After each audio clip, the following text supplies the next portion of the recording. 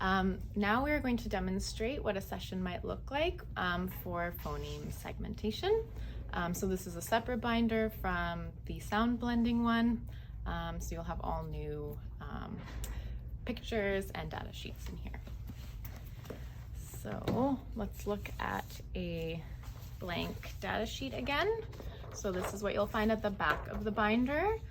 So you'll be able to fill one out for each of your sessions. And here's an example of how it would look like when it's filled out. So just like with the sound blending, you'll fill out the name, date, your name, the type of skill you're targeting, and then your target words here. So as an example, we chose bag and nap, and then you'll also circle what kind of instruction you're providing for your student. So again, we're working on guided practice, so we're guiding our student through their practice. And these target words you can find in the index form, again, which is at the front of the binder. So this is where you can find all your targets and fill out your data sheet according to the target word and all the choices that you have written down. So again, like for sound blending, you will have a script that you can follow, and you will also be using your picture card. So I'm just going to walk through the script. All right, so first you want to introduce the task. So we are going to learn and listen to the sounds that make up words, and this will help you to learn to read. So you want to put your picture card or response plate in front of your student, and you can tell them that first, let's look at these pictures, and you're going to want to point to each of them and say the name for each picture so the learner is familiar with the vocab. So map, lit, bag, and nap.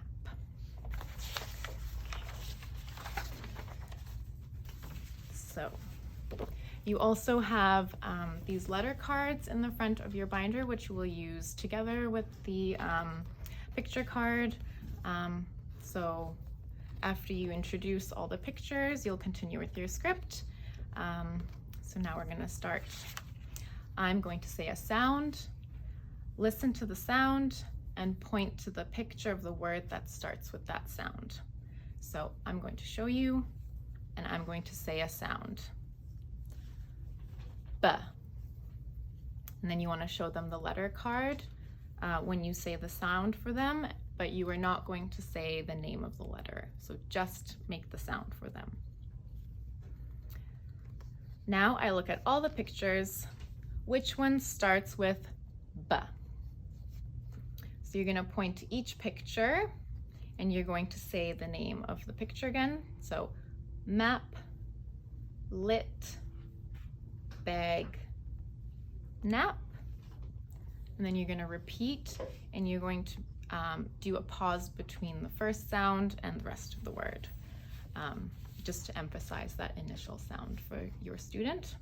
So app, it, egg, app. And while you're doing that, you want to indicate whether it is the correct word for the sound you're targeting. So app, that's not B. It, that's also not B. Egg, that is correct. That's a B sound.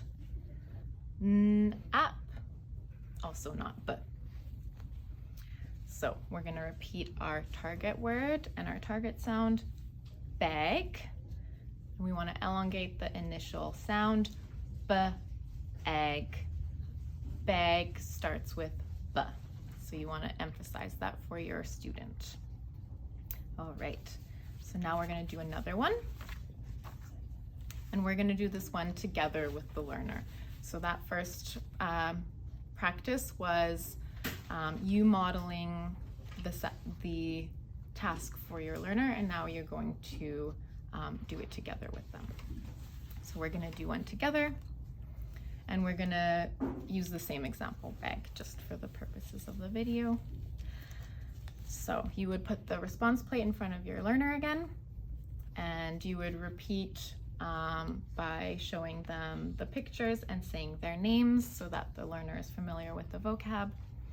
And then you're going to start with the script again. So I'm going to say a sound, listen to the sound, then we will point to the picture of the word that starts with that sound. So, B. You want to show them the letter again. So again, we're not saying the letter name, we're just saying the sound. Now let's look at the pictures. Which one starts with B?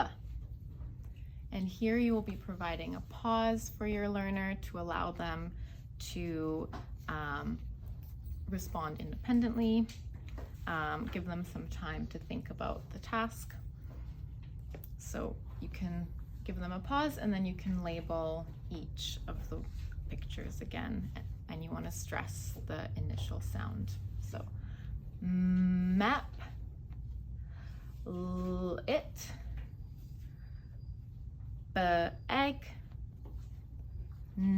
app. And after each one, you'll give them a pause so that they can take the time to respond on their own. So, app, provide a pause, and your learner can indicate whether it's the correct sound or the incorrect sound. So if they indicate bag as the correct word, then you can repeat bag. Egg starts with B, and you can give them that positive feedback. Okay, so we're gonna do another one. And this time, this is more independent, so your learner will be, you'll be providing more pauses, more time for the learner to respond on their own. So you can tell your student that now it's your turn, and then you'll put the response plate in front of them again.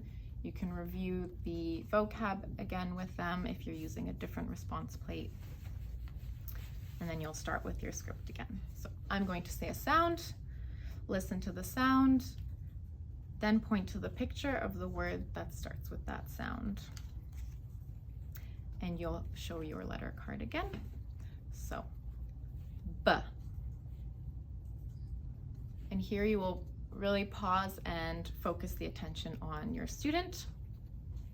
And then you can prompt them, look at the symbols, and ask again which one starts with B. And here you want to provide a pause to let them respond.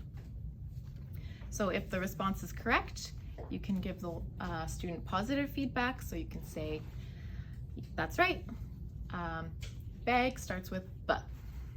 And then you want to point to the symbol. If the response is incorrect, you can give the learner corrective feedback. So you can say something like, oh, you pointed to nap. We need to find the picture that starts with B. So then you would point to bag, and you would say bag starts with B.